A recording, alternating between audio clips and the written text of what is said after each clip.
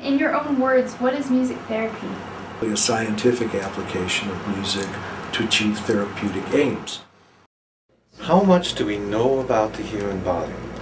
Well, in my classes, like human anatomy and human physiology, I would say I probably teach students less than about 1% of what we know about the human body.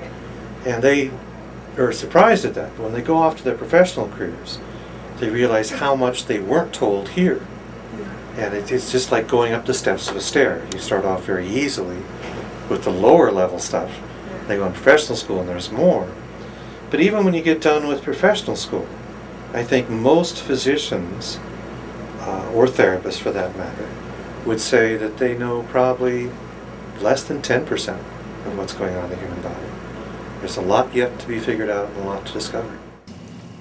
Well, I think that that one of the great breakthroughs of science in the last decade has been our greater understanding of the relationship between mind and body, and the wellness and the notion of wellness has made us more attentive to the ways in which the way our body, the way our mind integrates information and experience affects our health and our well-being. Science has come a long way, opening our minds to different possibilities. Music is being recognized as one of these possibilities. And so I think the notion of music as a vehicle for taking the mind and expanding it, relaxing it, stimulating it, is a way again of opening human experience that allows then you to work on other things that are in disharmony in our lives. Has it been proven that music is effective when used in a therapeutic setting? There are studies that demonstrate in a number of therapeutic areas that music therapy was effective, in fact more effective than some other approaches, or that other approaches were more effective when music was used. For example, Jane Stanley has published research where she did a meta-analysis of something like 140 research studies, and they were medical studies, and they all demonstrated that when music was used in conjunction with other medical practices, that they were statistically significantly better with the music than without the music.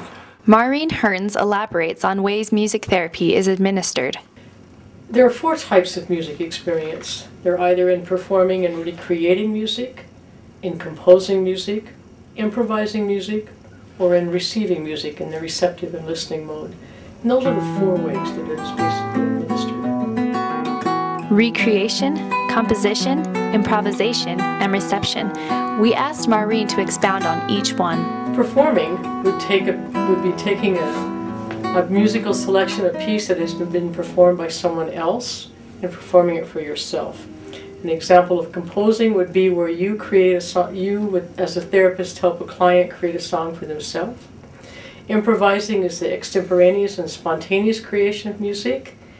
And the last one, receptive and listening, is just that. It's listening to music and either identifying with it or internalizing it or using it as a vehicle to take expressions within oneself and put them out into the open. These applications of music therapy are used in a variety of settings, including schools, hospitals, correctional facilities, assisted living centers, hospice, private practices, and more.